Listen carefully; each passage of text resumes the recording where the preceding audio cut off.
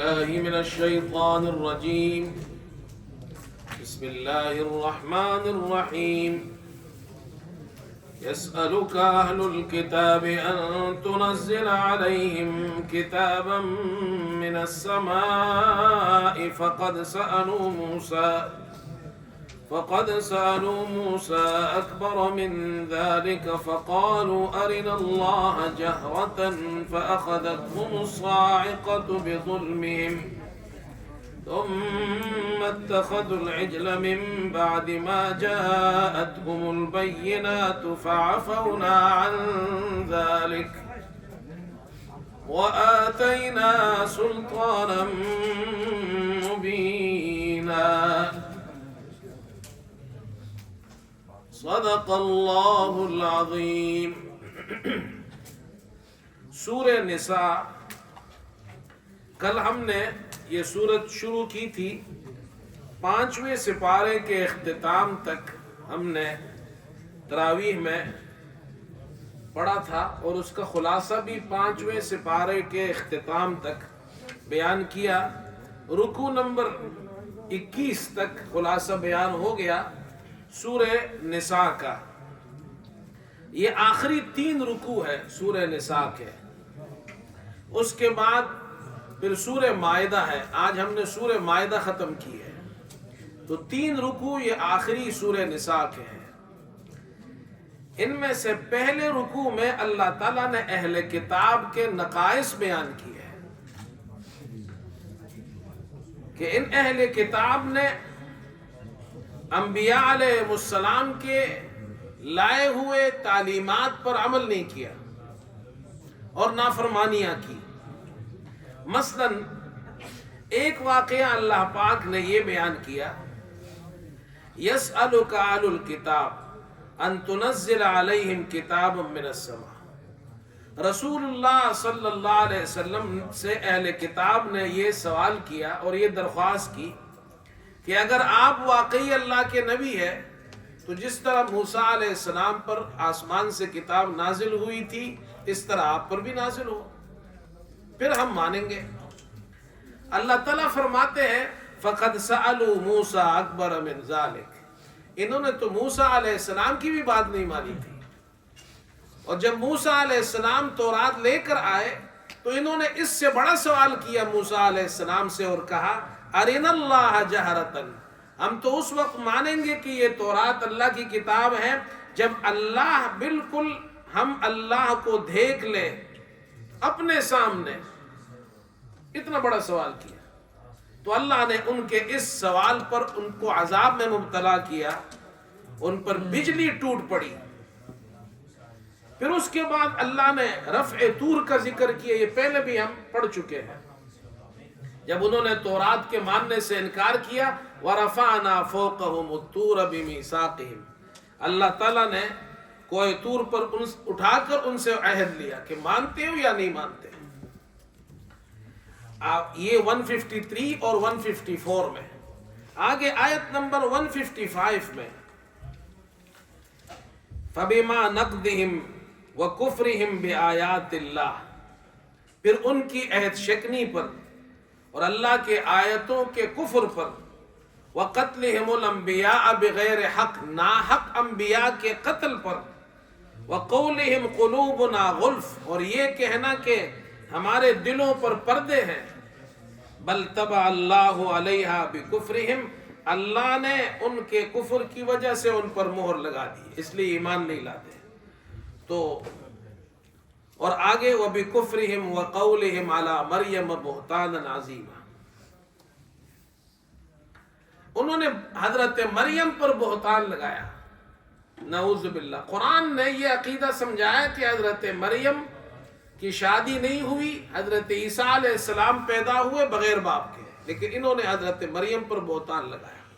اللہ نے حضرت مریم کی صفائی بیان کی. قرآن نے آ کر تو احسان کیا ہے گزشتہ امت پر کہ تمہارے نبی، یہ جو ہمارے بھی نبی ہے جن پر ہم بھی ایمان رکھتے ہیں، حضرت عیسیٰ علیہ السلام، اور وہ حضرت عیسیٰ علیہ السلام کو اللہ نے بغیر باپ کے پیدا کیا اور حضرت مریم یہ پاکیزہ خاتون تھی، اور انہوں نے یہ کہا وَقَوْلِهِمْ إِنَّا قَتَلْنَا الْمَسِيحَ عِيسَى ابْنَ مَرْيَمَ رَسُولَ اللَّهِ، ہم نے عیسیٰ ابن مریم کو قتل کیا، یہ یہود نے کہا۔ تو اللہ نے اس کا جواب دیا، قرآن نے آ کر اس مسئلے کو بھی صاف کیا اور یہ مسئلہ کلیئر کیا، وَمَا قَتَلُوهُ وَمَا صَلَبُوهُ، نہ انہوں نے قتل کیا نہ سولی پر چڑھایا، لیکن ان کو اشتباہ ہو گیا، وَلَكِنْ شُبِّهَ لَهُ۔ ہوا کیا، جب یہ حضرت عیسیٰ علیہ السلام کے دشمن ان کو قتل کرنے کے لیے گئے، گرفتار کرنے کے لیے، تو حضرت عیسیٰ علیہ السلام حواریین کے ساتھ تھے، جو ان کے ساتھی تھے۔ یہ 12 کی تعداد میں تھے، بعض حضرات کہتے، بعض کہتے 17 کی تعداد میں۔ حضرت عیسیٰ علیہ السلام نے ان سے کہا کہ تم میں سے کوئی ایسا شخص ہے جو میری جگہ قتل ہو تو اس کے لیے بڑا اجر ہوگا۔ چنانچہ ایک شخص تیار ہوا، اللہ نے اس کی شکل کو حضرت عیسیٰ کی شکل سے بدل دیا اور حضرت عیسیٰ علیہ السلام کو زندہ آسمانوں پہ اٹھایا۔ انہوں نے آ کے اس کو قتل کیا اور بعد میں یہ شبہ میں پڑا، اللہ کے فرماتے ہیں وَلَكِنْ شُبِّهَ لَهُ، ان کو اشتباہ ہو گیا، انہوں نے عیسیٰ علیہ السلام کو نہیں قتل کیا۔ یہ اللہ تعالیٰ نے یہ بیان کیا۔ اس کے بعد رکوع نمبر 23 ہے، اِنَّا أَوْحَيْنَا إِلَيْكَ، آیت نمبر 163 ہے۔ گزشتہ انبیاء جتنے بھی گزرے ہیں ان تمام انبیاء کا اور محمد صلی اللہ علیہ وسلم کا دین ایک ہی ہے، اصول میں سب ایک ہے، اور وہ کیا ہے کہ سب کے دین کی بنیاد توحید پر ہے۔ اِنَّا أَوْحَيْنَا إِلَيْكَ كَمَا أَوْحَيْنَا إِلَى نُوحٍ وَالنَّبِيِّينَ مِن بَعْدِهِ، ہم نے آپ کی طرف وہی بھیجی جیسے حضرت نوح کی طرف بھیجی۔ خاص طور پر نوح کا ذکر کیوں کیا؟ تو علماء فرماتے کہ نوح علیہ السلام نے اس مسئلہ توحید کے لیے بڑی تکلیفیں اٹھائی، ان کو مارا گیا، ان کو ستایا گیا، ان کو زخمی کیا گیا۔ مفسرین لکھتے ہیں حضرت نوح علیہ السلام دعوت دیتے تھے توحید کی، تو قوم ان کو پتھروں سے اتنا مارتی کہ وہ سمجھتے تھے کہ یہ مر گئے ہیں، تو چلے جاتے تھے۔ تو پھر اللہ تعالیٰ ان کو پھر اٹھا لیتے تھے اور بچا لیتے تھے، پھر وہ اپنا کام شروع کرتے۔ فرمایا یہ دعوت کا کام، اس کے لیے حضرت نوح نے اذیت برداشت کی، محمد صلی اللہ علیہ وسلم نے بھی اذیت برداشت کی، اس لیے فرمایا ہم نے آپ کی طرف وہی بھیجی جیسے حضرت نوح کی طرف بھیجی۔ آپ کا حال بھی ان جیسا ہے، دین کے لیے آپ نے بھی بڑی قربانیاں دی۔ پھر آخری رکوع ہے اس سورت کا، رکوع نمبر 24۔ جتنے بھی انبیاء آئے ہیں اللہ کی عبادت سب نے کی ہے اور ان کو کوئی عار نہیں تھا اللہ کے بندہ ہونے میں۔ کسی نبی نے نہیں کہا ہم اللہ کے بندے نہیں ہیں، سب نے یہی کہا لَن يَسْتَنْكِفَ الْمَسِيحُ أَن يَكُونَ عَبْدًا لِلَّهِ وَلَا الْمَلَائِكَةُ الْمُقَرَّبُونَ۔ حضرت عیسیٰ، حضرت مسیح یعنی حضرت عیسیٰ کو خدا کا بندہ بننے سے کوئی عار نہیں ہے، وَلَا الْمَلَائِكَةُ الْمُقَرَّبُونَ، اور نہ مقرب فرشتوں کو۔ سب یہ کہتے ہیں ہم اللہ کے بندے ہیں اور بندہ ہونے میں اپنی عزت سمجھتے ہیں۔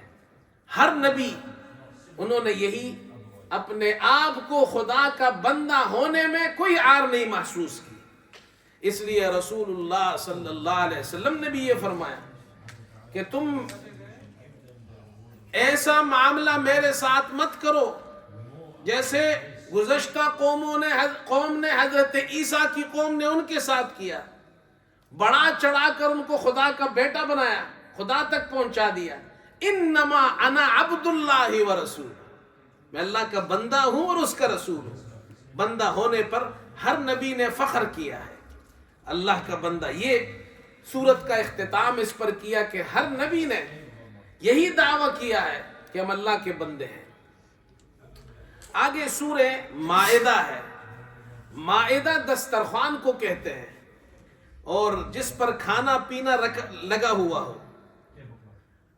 اور حضرت عیسیٰ علیہ السلام سے ان کی قوم نے یہ درخواست کی تھی کہ آپ اللہ سے دعا کریں کہ آسمان سے ایک خوان اتارے، ایسا خوان ہو جس کے اندر کھانے پینے ہو، مائدہ۔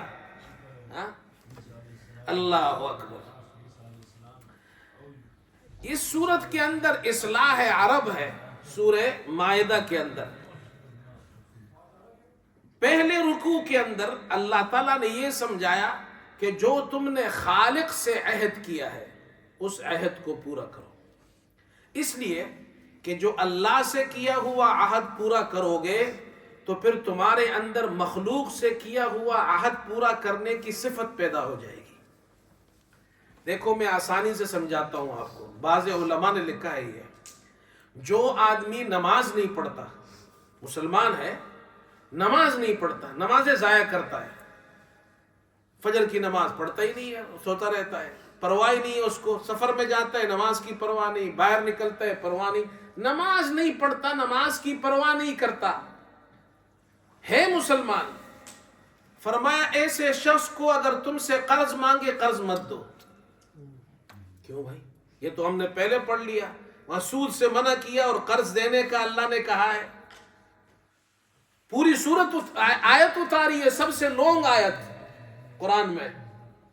اب علماء فرما رہے ہیں اس کو قرض مت دو، کیوں؟ اس لیے کہ جو آدمی اللہ کا حق پورا نہیں کرتا تو تمہارا حق کہاں سے پورا کرے گا؟ جو نماز نہیں پڑھتا تم سے قرض لے گا تو پھر تمہیں ٹوپیاں دے گا، ٹوپیاں پہنائے گا۔ دیکھو اب علماء نے کیسی اچھی بات سمجھائی ہے، یہاں اللہ بھی یہ اصول سمجھا رہے ہیں، یا ایھا الذین آمنوا اوفوا بالعقود، اپنے عہدوں کو پورا کرو جو اللہ سے تم نے عہد کیا ہے۔ یہ صفت اگر تمہارے اندر پیدا ہو گئی کہ جو اللہ کے عہد کو جو اللہ سے کیا اس کو پورا کرتا ہے، اللہ کا حق ضائع نہیں کرتا، وہ بندوں کا حق بھی ضائع نہیں کرے۔ یہ قرآن نے یہ انسان کے اندر یہ کوالٹیز پیدا کی ہے، تمہارے اندر یہ کوالٹی کیسے پیدا ہوگی؟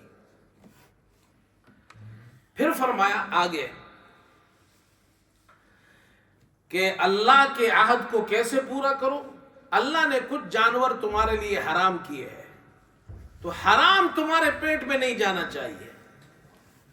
اب خاص طور پر عرب لوگ جو گوشت کے بڑے محبوب تھے اور ابھی بھی ہیں، ان سے یہ گوشت چڑانا ایسا ہے جیسے کہ ہند کے لوگوں سے جناب کیا ہے آپ سبزی اور دال چڑھائیں۔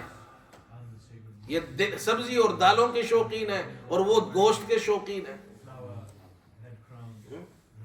اللہ تعالیٰ سمجھا رہے ہیں، پہلا سمجھایا انسان کی دو حالتیں، یا تو سفر میں ہوتا ہے یا حضر میں ہوتا ہے۔ اگر تم سفر میں ہو اور حج کے لیے جا رہے ہو، حالت احرام میں ہو، تو پھر فرمایا احلت لکم بہیمۃ الانعام الا ما یتلی علیکم غیر محل الصید وانتم حرم، پہلی آیت میں جانور تمہارے لیے حلال ہے، لیکن جب تم احرام میں ہو تو پھر وہی حلال جانور تمہارے لیے شکار کرنا حرام ہو جائے گا سفر کی حالت میں۔ یہ اللہ کا، یہ جو تم نے اللہ سے عہد کیا ہے اب اس کو پورا کرو۔ نمبر 2، وَإِذَا حَلَلْتُمْ فَاصْطَادُوا، جب احرام سے نکل جاؤ اب تم شکار کر سکتے ہو، تو احرام کی حالت میں خشکی کا شکار نہیں کر سکتے۔ کون سا شکار؟ خشکی کا۔ اور احرام سے نکل گئے اب تم شکار کر سکتے ہو۔ پھر اگلی آیت ہے حرمت علیکم المیتہ، اس عہد کو بھی پورا کرو، اللہ نے کچھ جانور تم پر حرام کیے، اس کو مت کھاؤ۔ کیا ہے؟ مردار ہے، والدم خون ہے، ولحم الخنزیر خنزیر کا گوشت ہے، وما اہل لغیر اللہ بھی، جس جانور پر اللہ کے سوا کسی اور کا نام پکارا جائے، اللہ کے علاوہ کسی اور کے لیے نامزد کر دیا جائے، وہ جانور بھی حرام ہے۔ جس جانور پر ذبح کرتے وقت غیر اللہ کا نام لیا جائے وہ بھی حرام، اور جو جانور اللہ کے لیے نہ ہو کسی اور کے لیے نامزد کر دو یہ بھی حرام ہے۔ کہتے فلاں بابا کے نام پر یہ بکرا ہے، یہ حرام ہے۔ نہیں، بکرا کس کے نام پر ہوگا؟ ہاں، اللہ کے نام پر ہوگا، اس کا ثواب بابا کے نام پر۔ بکرا کسی کے نام پر نہیں ہوگا، گائے کسی کے نام پر نہیں ہوگی، مٹھائی کسی کے نام پر نہیں، اللہ کے نام پر ہوگی، ثواب جس کے لیے آپ چاہیں۔ والمنخنقۃ والموقوذۃ والمتردیۃ والنطیحہ، جو گلا گھٹ کر یا چوٹ لگنے سے یا بلندی سے گر کر یا ایک جانور دوسرے جانور کو سینگ مار دے، یا جس جانور کو وما اکل السبع، درندے نے چیر کر پاڑ کر اس کو کھا لیا، مر گیا، وہ بھی حرام ہے۔ الا ما زکیتم، سوائے اس کے جو تم نے ذبح کیا ہو، اللہ کا نام اس پر لیا ہو۔ تو یاد رکھو، جس جانور کو ذبح نہیں کیا ہے وہ جانور حرام ہے۔ شکار کرتے وقت آگے آ رہا ہے، شکار کرتے وقت جب شکار کرے تو بسم اللہ پڑھ کر اگر تیر چلایا تو حلال ہوگا، بسم اللہ پڑھ کر کتا چھوڑا، اس نے شکار کیا اور شکار لا کر شکاری کو دے دیا تو حلال ہوگا، لیکن وہ کتا جو شکاری کتا ہو اس کا شکار حلال ہوگا، جو شکاری باز ہے اس کا شکار حلال ہوگا۔ یہ پھر فرمایا الیوم یئس الذین کفروا من دینکم، آج تمہارے دین سے کافر نا امید ہو گئے، فلا تخشوہم واخشونی، ان سے مت ڈرو مجھ سے ڈرو، الیوم اکملت لکم دینکم، میں نے تمہارا دین تمہارے لیے مکمل کر دیا، واتممت علیکم نعمتی، اپنا احسان پورا کر دیا، ورضیت لکم الاسلام دینا، تمہارے لیے دین اسلام پر راضی ہو گیا۔ جب تک حرام سے نہیں بچو گے تمہارا دین مکمل نہیں ہوگا، جب تک تم حرام سے نہیں بچو گے تو تمہارے دشمن وہ نا امید نہیں ہوں گے، وہ تو کہیں گے اچھا یہ تو ہمارے جیسے ہی ہے، جیسے ہم کھاتے ہیں سب کچھ کھاتے ہیں، یہ بھی برگر کھاتے ہیں، پوچھتے نہیں ہے کہ برگر حلال ہے یا حرام ہے، بس کھاتے ہیں۔ لیکن اگر تم سٹرونگ ہوگے اپنے دین پر، پھر ان لوگوں کو یہ امید نہیں ہوگی، وہ جان جائیں گے نہیں یہ تو مسلمان ہے، یہ اپنے مذہب سے ہٹنے والے نہیں ہیں۔ اللہ اکبر۔ تو حلال اختیار کرو، حرام سے بچو۔ آگے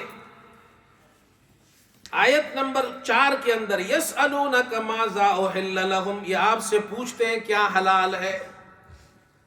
اب سفر میں جا رہے ہیں، تبلیغ کے لیے جا رہے ہیں، راستے میں شکار کریں گے۔ پہلے زمانے میں تو یہ جناب کیا ریسٹورنٹ تو نہیں ہوتے تھے، سروسز تو نہیں ہوتی تھی، موٹر وے پہ جناب کیا ہے آپ نے گاڑی روک لی، برگر خرید لیا۔ پہلے زمانے میں تو نہ موٹر وے ہوتا تھا نہ سروسز ہوتی تھی، پہلے زمانے میں جنگل ہوتے تھے، لوگ شکار کرتے تھے، فریش گوشت کھاتے تھے، وہ ہم سے اچھے تھے، فریش کھاتے تھے، فریش فروٹ، فریش شکار، فریش گوشت، حلال پاک صاف کھاتے تھے۔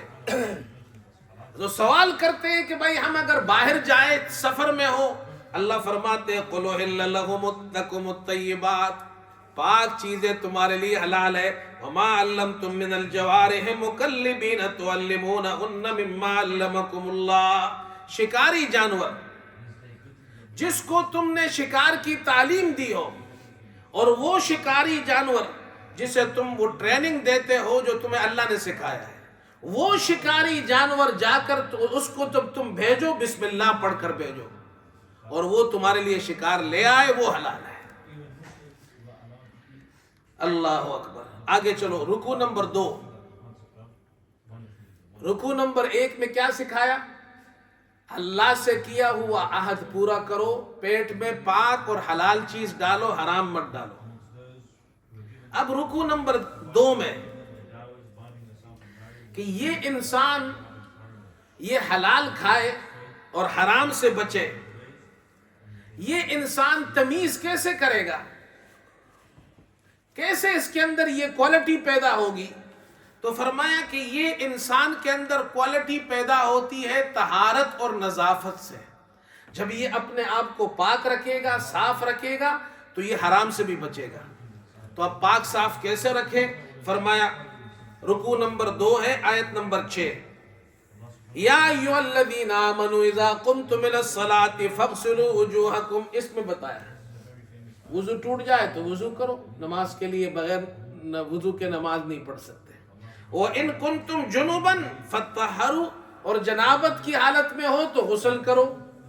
تو کبھی غسل فرض کر دیا، کبھی وضو فرض کر دیا، اس لیے کہ جب تم غسل کرو گے، وضو کرو گے، پاک رہو گے، تمہارے اندر یہ صفت پیدا ہو جائے گی کہ تم چیزیں بھی پاک کھاؤ گے۔ اس لیے پاک کھانے کے بعد وضو کا ذکر کیا، غسل کا ذکر کیا کہ بدن کو بھی پاک رکھو، غسل کرو، ناپاکی کے ساتھ مت گھومو پھرو، اس لیے کہ تمہارے اندر یہ کوالٹی پیدا ہوگی، پھر تم حلال کھاؤ گے۔ پھر آگے فرمایا دیکھو اللہ سے جو تم نے عہد کیا ہے اس کو کبھی مت توڑنا۔ کیوں؟ رکوع نمبر 3 ہے، آیت نمبر 13 فَبِمَا نَقْضِهِمْ مِيثَاقَهُمْ لَعَنَّاهُمْ وَجَعَلْنَا قُلُوبَهُمْ قَاسِيَةً، گزشتہ قوموں نے اللہ سے کیا ہوا عہد توڑ دیا تو کتنا نقصان ہو گیا؟ اللہ اکبر۔ نمبر 1 پہلا نقصان، جو اللہ سے کیا ہوا عہد توڑ دے، لعناہم، ہم نے ان پر لعنت کی، اللہ کی لعنت آتی ہے۔ نمبر 2 وجعلنا قلوبہم قاسیہ، ہم نے ان کے دل سخت کر دیے، دل سخت ہو جاتے ہیں، جو اللہ کے حکموں کو نہیں مانتا اس کا دل سخت ہو جاتا ہے۔ یحرفون الکلم عن مواضعہ، اللہ کے کلام کے اندر تحریف کرتا ہے۔ وَنَسُوا حَظًّا مِّمَّا ذُكِّرُوا بِهِ، جو نصیحت اللہ نے کی وہ بھول جاتا ہے۔ اور نمبر 5 وَلَا تَزَالُ تَطَّلِعُ عَلَىٰ خَائِنَةٍ مِّنْهُمْ، وہ خیانت کرتے ہیں، آپ ان کے خیانت پر اطلاع پاتے رہیں گے۔ یہ 5 برائیاں اس کے اندر پیدا ہو جاتی ہے جو اللہ سے کیا ہوا عہد توڑ دیتے ہیں۔ آگے چلے، رکوع نمبر 4، جو اللہ سے کیا ہوا عہد توڑ دے، کیا مطلب؟ نماز نہیں پڑھتا، روزہ نہیں رکھتا، زکوٰۃ نہیں دیتا، حج نہیں کرتا، دین پر نہیں چلتا، ایسا ہی بس کہتا ہے میں مسلمان ہوں، اسلام پر چلتا نہیں ہے، اس کا نقصان کیا ہوگا؟ اس کا نقصان یہ ہوگا کہ یہ بزدل ہو جائے گی یہ قوم۔ اللہ نے واقعہ بیان کیا رکوع نمبر 4 میں، حضرت موسیٰ علیہ السلام کی قوم کا، آیت نمبر 21، آیت نمبر 22 اور یہ آخر تک یہ رکوع پورا۔ حضرت موسیٰ علیہ السلام نے اپنی قوم سے کہا یا قوم ادخلوا الارض المقدسۃ التي كتب اللہ لکم، اے میری قوم ارض مقدس یعنی بیت المقدس میں داخل ہو جاؤ، دشمن سے مقابلہ کرو، اللہ نے تمہارے لیے لکھ دی ہے۔ کیا مطلب؟ یہ بنی اسرائیل حضرت یعقوب کی اولاد، یہ تو مسجد اقصی بیت المقدس کے قریب رہتے تھے، یہ چلے گئے مصر۔ مصر کیسے گئے؟ حضرت یوسف علیہ السلام کا قصہ آپ نے سنا ہے، آگے آئے گا کہ یوسف علیہ السلام مصر پہنچ گئے، ان کے بھائی بھی پہنچ گئے، اس طرح بنی اسرائیل مصر پہنچ گئے اور وہاں آباد ہو گئے۔ پھر فرعونیوں نے ان کو غلام بنا لیا، حضرت موسیٰ علیہ السلام آئے، ان کو چھڑایا اور کہا تمہاری جگہ مصر ہے، وہاں جاؤ۔ تو انہوں نے کہا قالوا یا موسیٰ ان فیہا قوما جبارین، وہاں تو جبارین ہے، بڑی زبردست قوم ہے، جنگجو قوم ہے، ہم ان کا مقابلہ نہیں کر سکتے، ہم تو اس وقت داخل ہوں گے جب وہ قوم وہاں سے نکل جائے گی۔ اللہ فرما رہے دیکھو جو قوم اللہ کے حکموں پر عمل نہیں کرتی ہے وہ بزدل ہو جاتی ہے۔ چنانچہ ان کو بڑا سمجھایا لیکن انہوں نے کہا اذهب انت وربك فقاتلا انا هاهنا قاعدون، حضرت موسیٰ سے کہا آپ اور آپ کا رب جائے، ان سے لڑے، ہم تو یہیں بیٹھے ہوئے ہیں۔ اس رکوع میں اللہ نے یہ بیان کیا کہ دیکھو اللہ کے حکم کو مت توڑو ورنہ تم بزدل ہو جاؤ گے، تمہاری کوئی حیثیت نہیں رہے گی۔ آگے چلے، اگلا رکوع ہے رکوع نمبر 5۔ اللہ کے حکم توڑنے سے اللہ کی لعنت آتی ہے، اور جب اللہ کی لعنت آتی ہے تو نقصان کیا ہوتا ہے؟ تو اس کا نقصان یہ ہوتا ہے یہ عقل بھی کام نہیں کرتی، وہ قوم اس کے سارے کام غلط ہوتے ہیں، اس قوم کی عقلیں خراب ہو جاتی ہے، وہ شخص ہو انفرادی یا قوم ہو، اللہ ان سے یہ صلاحیت عقل کی، سمجھداری کی، حکمت کی چھین لیتا ہے۔ چنانچہ قصہ بیان کیا حضرت آدم کی دو بیٹے قابیل اور حابیل کا. حضرت آدم کے یہاں ایک بیٹا اور بیٹی ایک ساتھ پیدا ہوتے تھے. پھر اگلی مرتبہ بیٹا اور بیٹی حضرت حوا سے ایک ساتھ پیدا ہوتے تھے. حکم یہ تھا کہ جو بیٹا ہے جس بیٹی کے ساتھ پیدا ہوا اس سے شادی نہیں کر سکتا, وہ اگلی والی سے کرے, اور وہ جو لڑکا ہے وہ اس سے کرے. قابیل کے ساتھ جو اس کی بہن پیدا ہوئی خوبصورت تھی, اور حابیل کے ساتھ جو پیدا ہوئی وہ بدصورت تھی. تو قابیل نے کہا کہ میں تو اسی سے شادی کروں گا جو میرے ساتھ پیدا ہوئی ہے.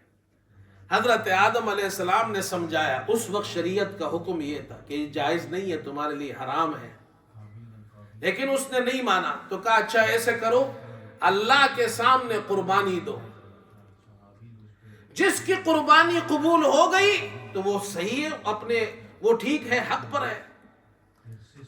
دونوں نے قربانی دی. اللہ نے حابیل کی قربانی قبول کی, قابیل کی قبول نہیں کی.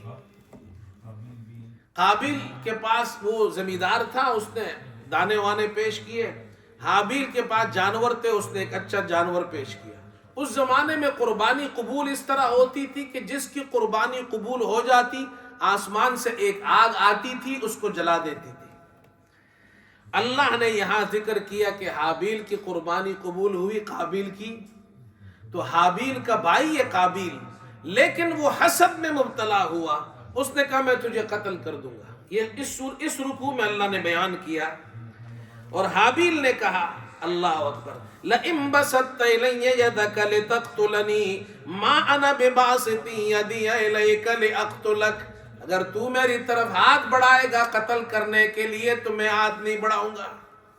چنانچہ قابیل نے حابیل کو قتل کیا. اب قتل تو کر لیا, دنیا کا پہلا قتل ہے.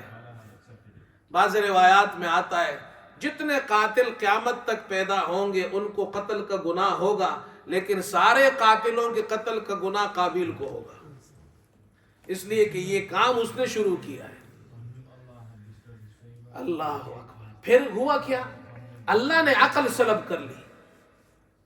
اپنے آپ کو اتنا سمجھدار سمجھتا ہے, میں تو بڑا آدمی ہوں, میں تو بڑا سمجھدار ہوں, لیکن اللہ نے عقل سلب کر لی. بھائی کو مار دیا, اب اس کو نہیں معلوم لاش کے ساتھ کیا کرے. تو اللہ نے کوا بھیجا. فبعث اللہ غرابا یبحث فی الارض لیریہ کیف یواری سوءۃ اخی. اب کوا ایک جانور ہے, ایک پرندہ ہے. اللہ نے کوے کو بھیجا اور وہ کوا زمین کریدنے لگا, تو زمین میں سوراخ ہونے لگا.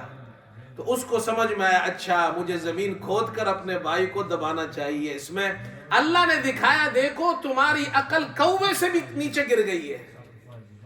جو قوم خدا کو چھوڑ دیتی ہے خدا اس کو جانوروں سے, پرندوں سے بھی گرا دیتا ہے, کووں سے بھی گرا دیتا ہے.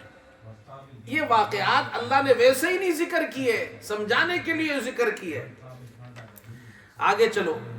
اچھا اب سوال یہ پیدا ہوا اگلے رکوع کے اندر, یہ رکوع نمبر 6 ہے, آیت نمبر 35 ہے.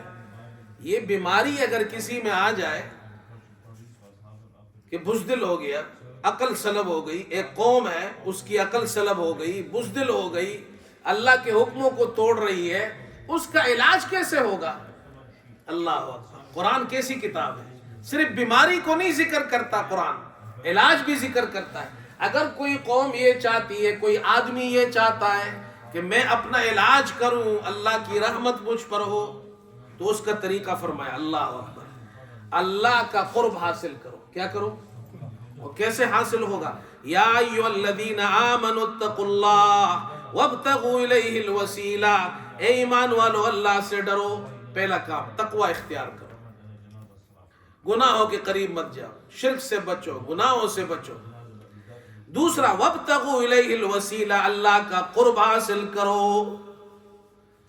وسیلہ کس کو کہتے ہیں؟ مسیلہ وہ عمل, آسان بتا رہا ہوں, وہ ایسا نیک عمل جو ان مسلمان کو اللہ کے قریب کر دے, ایسا نیک عمل جو انسان کو خدا کے قریب کر دے اور خدا اس پر اپنی رحمتیں برسائے, اس کو وسیلہ کہتے ہیں. اب یہ وسیلہ ہے کیا چیز؟ قرآن نے جو وسیلہ بیان کیا ہے وہ دو موٹی باتیں ہیں. کتنی ہیں؟ نمبر ایک، ایمان وسیلہ ہے.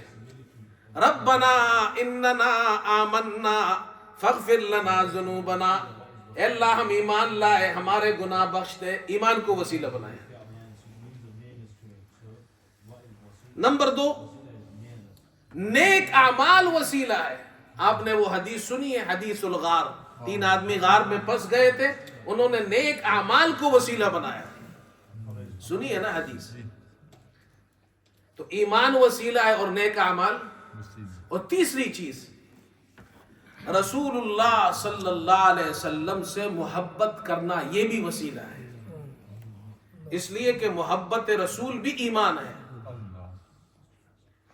حضرت تھانوی رحمت اللہ علیہ فرماتے ہیں اگر امام ابن تیمیہ زندہ ہوتے، امام ابن تیمیہ نے کہا کہ اللہ کے رسول وسیلہ نہیں ہے، تو حضرت تھانوی فرماتے ہیں اگر امام ابن تیمیہ زندہ ہوتے تو میں ان کو سمجھاتا کہ اللہ کے رسول وسیلہ ہے. اس کا مطلب یہ ہے کہ رسول اللہ سے ہم محبت کرتے ہیں، یہ محبت رسول وسیلہ ہے. محبت رسول وسیلہ ہے، اس لیے کہ محبت رسول یہ ایمان ہے. اس کے بغیر تو ایمان نہیں کمپلیٹ ہوتا.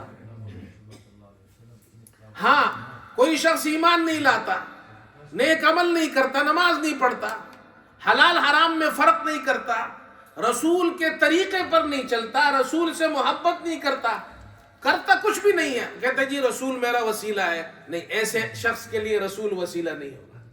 رسول وسیلہ ہوگا اس کے لیے جو رسول کے طریقے پر ہوگا. بات سمجھ میں آ رہی ہے؟ جو رسول سے محبت کرتا ہوگا، یہ وسیلہ ہے. یہ کام کرو، اللہ تمہاری حالت بدل دیں گے. آگے چلے. رکوع نمبر 7 ہے، آیت نمبر 49 ہے. اس میں فرمایا اللہ کا قرب حاصل کرنے کے لیے، اللہ کا قرب حاصل کرو. اب سوال یہ، اللہ کا قرب کہاں سے ملتا ہے؟ اللہ کا قرب کہاں سے ملے گا؟ فرمایا وَأَنِحْكُمْ بَيْنَهُمْ بِمَا أَنزَلَ اللَّهُ. اللہ نے جو قرآن نازل کیا ہے اس کے موافق حکم کیجئے. وَلَا تَتَّبِعْ أَهْوَاءَهُمْ، خواہشات کی پیروی مت کیجئے.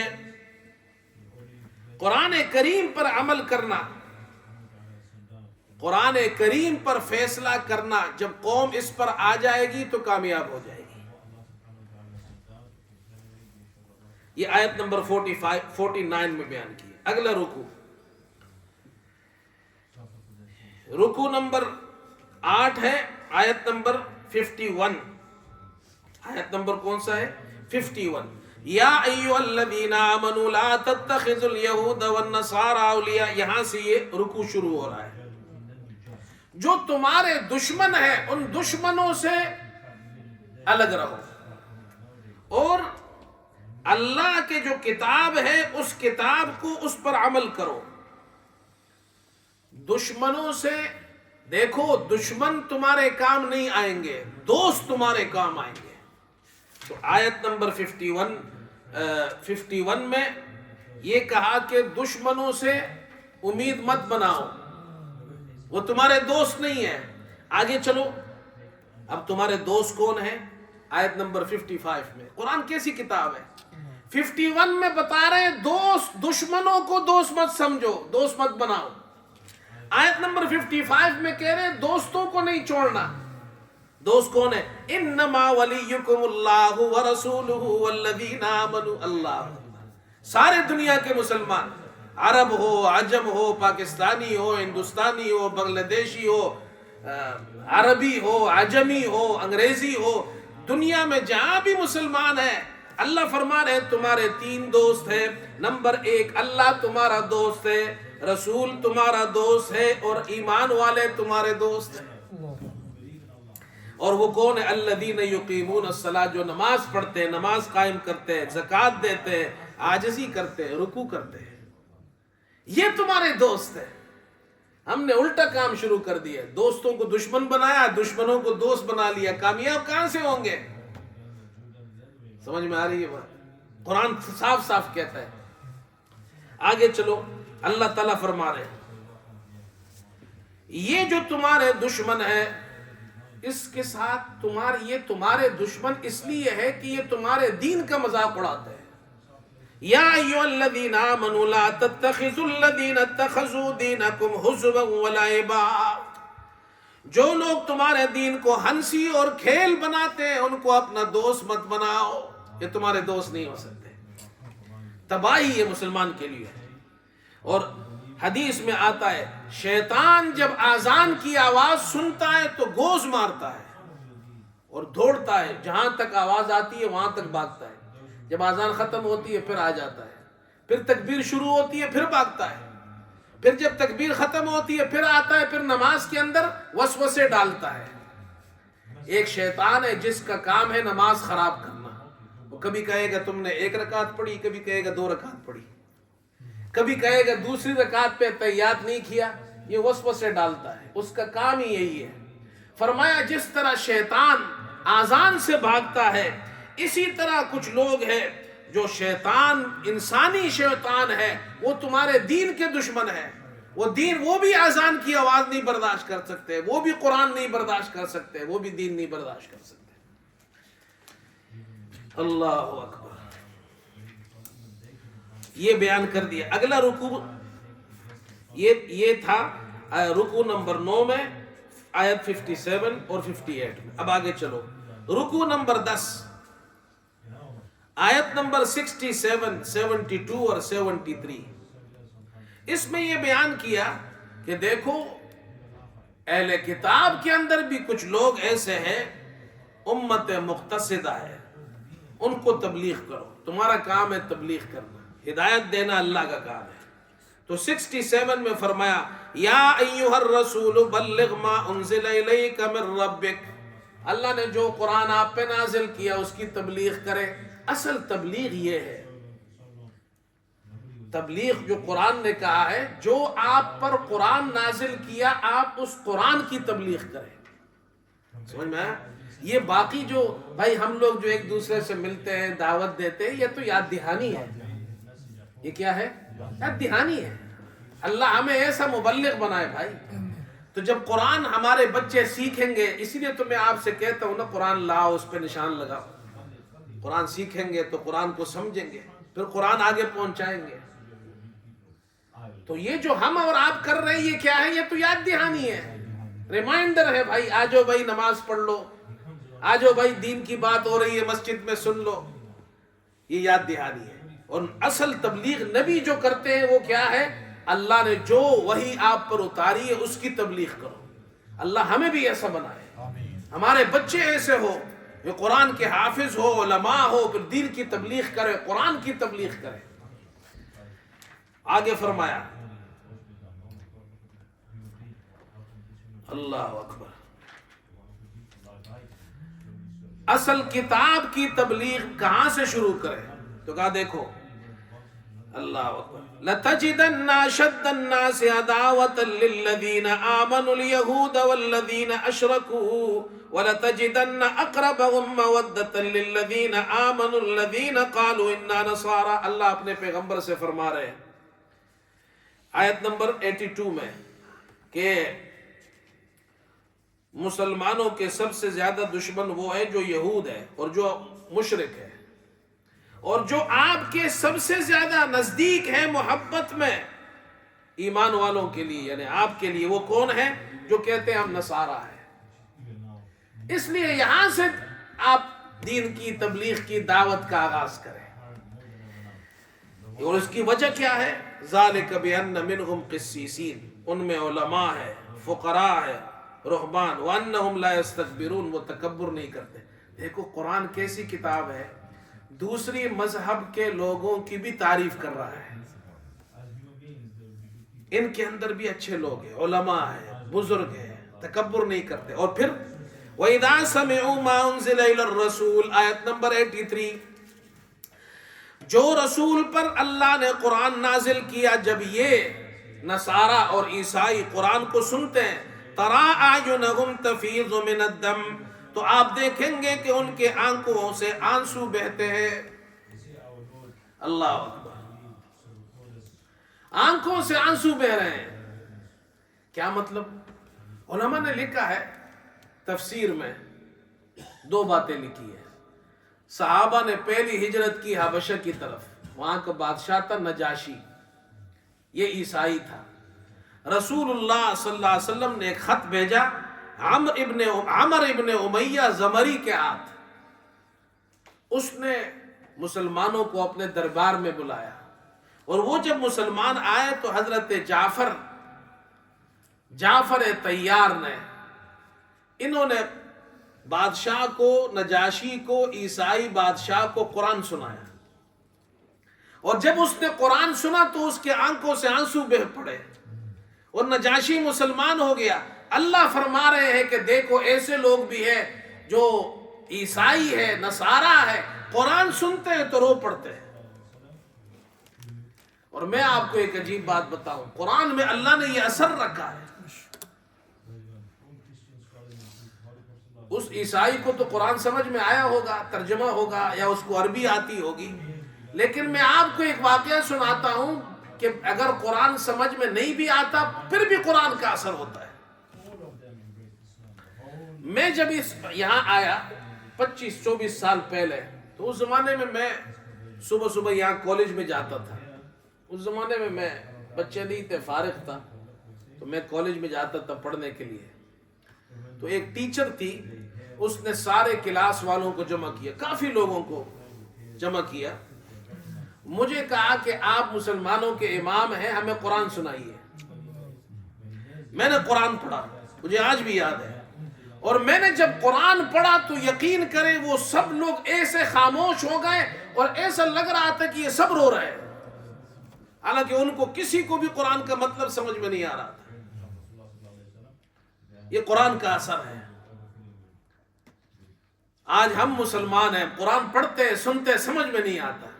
ابراہ نے قرآن سنا تو رونے لگا، اللہ نے اس کے رونے کا ذکر قرآن میں کیا ہے. اور پھر نجاشی نے قرآن سنا تو رونے لگا.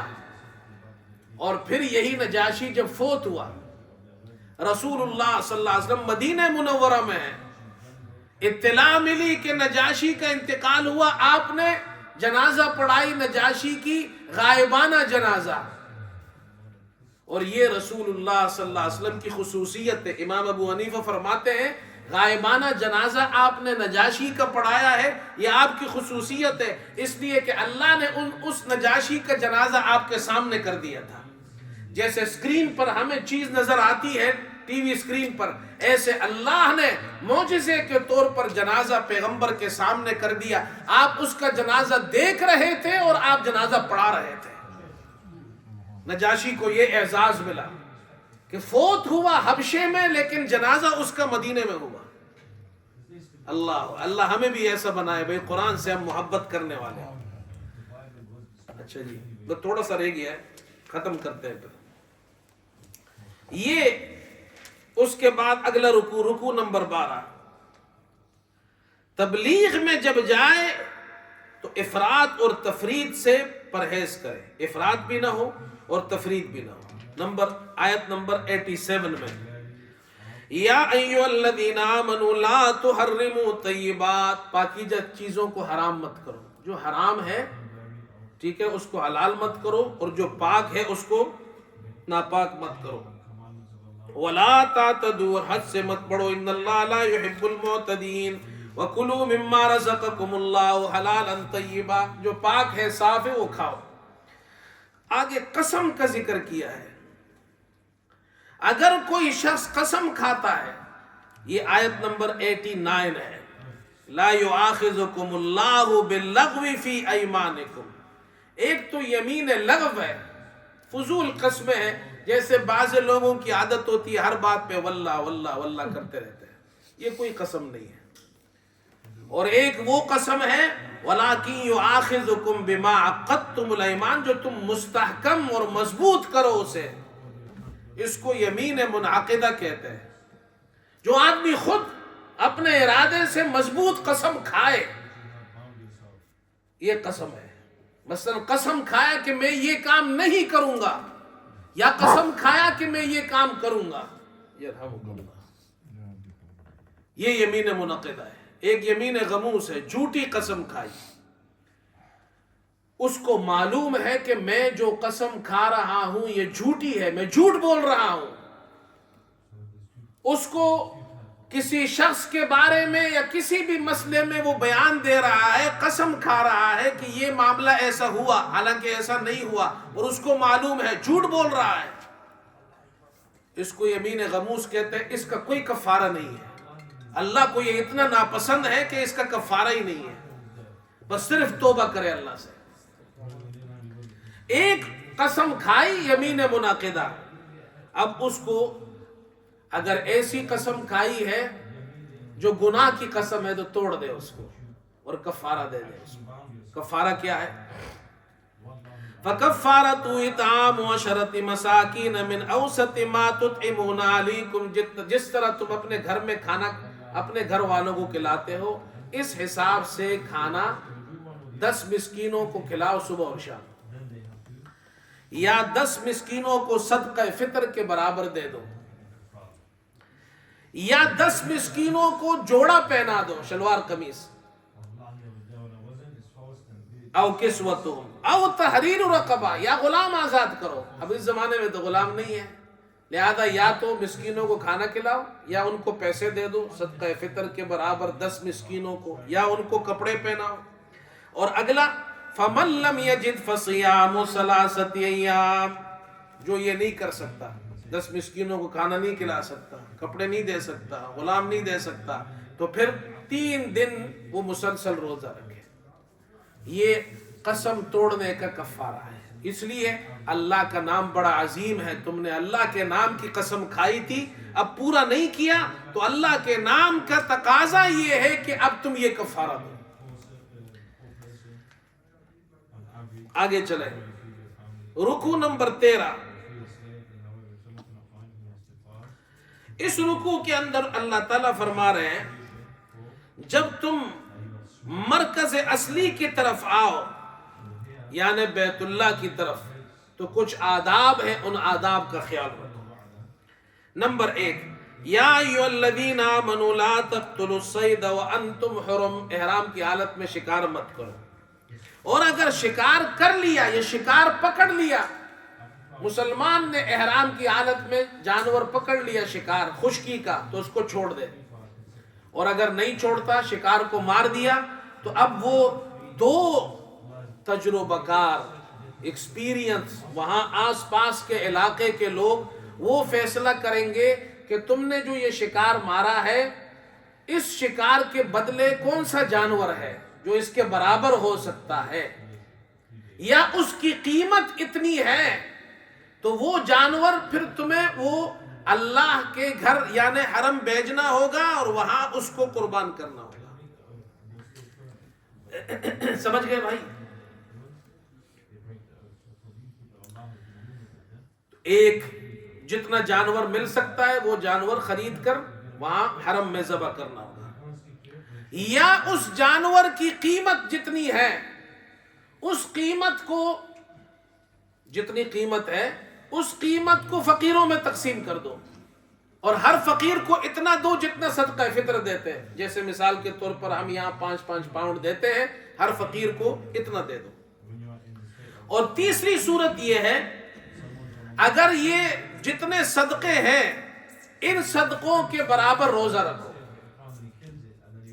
یہ اس لیے کہ تم اللہ کے گھر آ رہے ہو، تو جب تم نے احرام پہن لیا تمہاری حالت یہ ہونی چاہیے کہ تم خشکی کے جانور کا شکار نہیں کرو گے، جانور بھی یہ تم سے امن میں ہو. تم نے یہ لباس پہنا ہے، جانور کو بھی شکار نہیں کرو گے.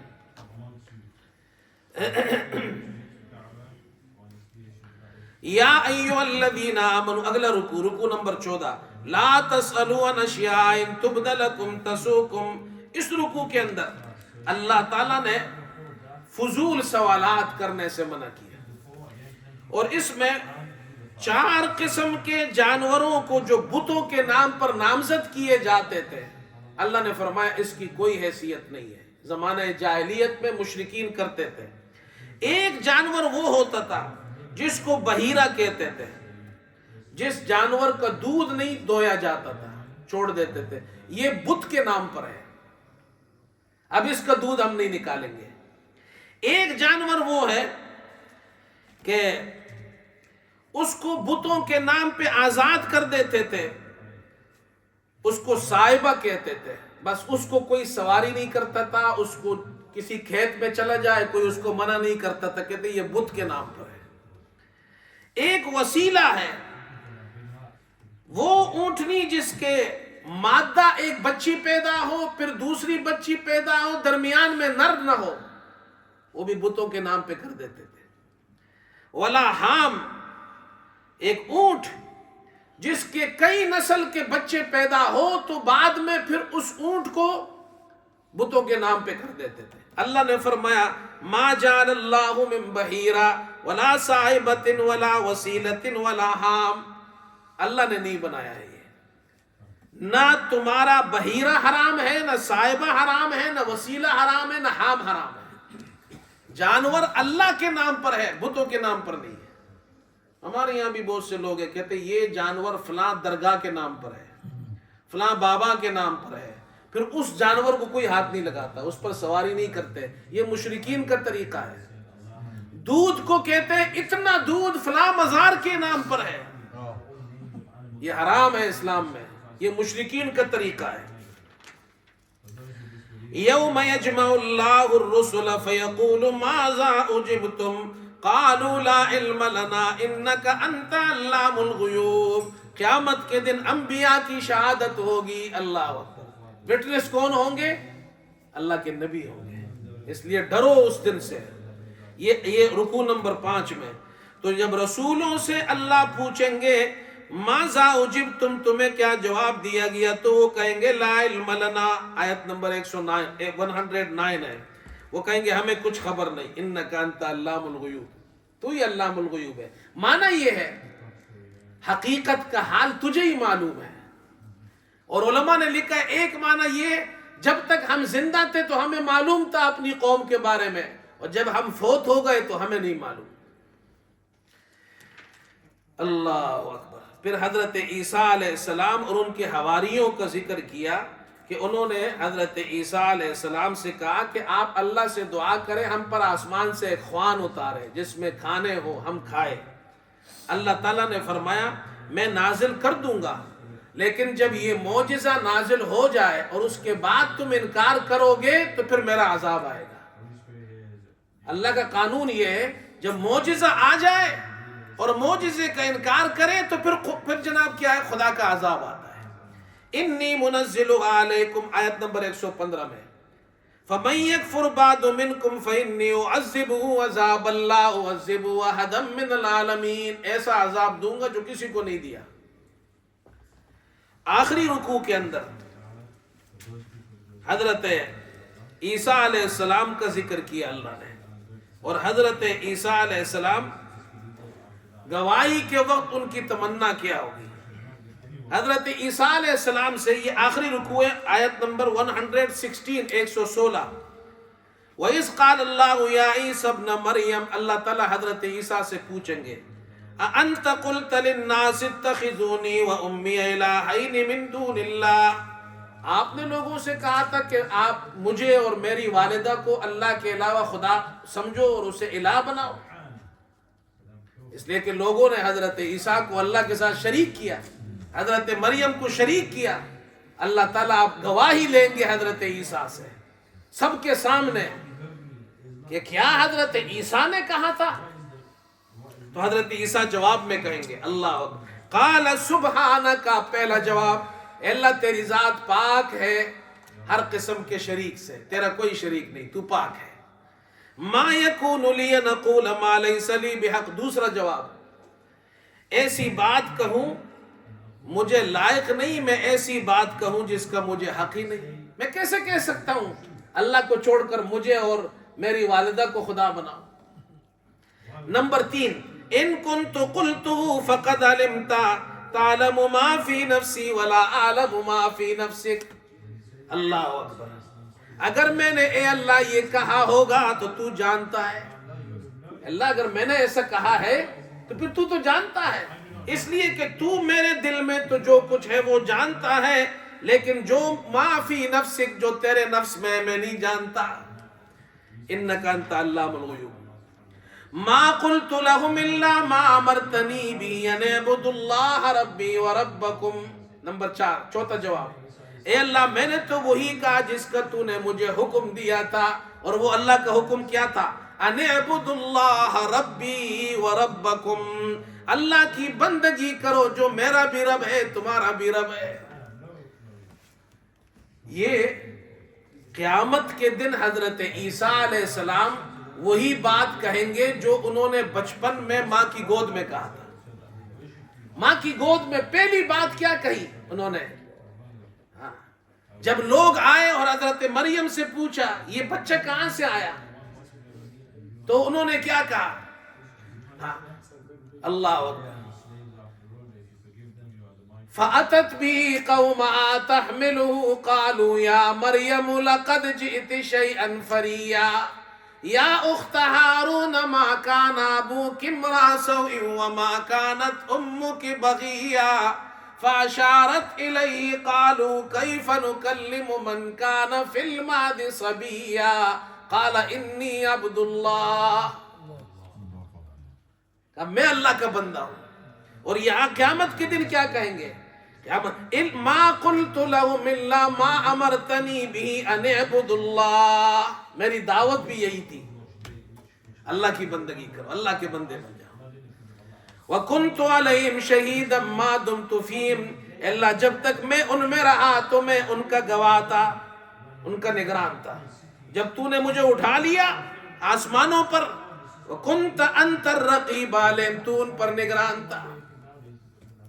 آگے ان تعذبهم فإنهم عبادك وإن تغفر لهم فإنك أنت العزيز الحكيم، اللہ اگر تو عذاب دے تو یہ تیرے بندے ہیں، تجھے حق ہے، اور اگر تو معاف کر دے تو غالب اور حکمت والا ہے۔ اللہ ہم سب کو عمل کی توفیق عطا فرمائے۔ سورہ مائدہ ختم ہو گئی الحمدللہ۔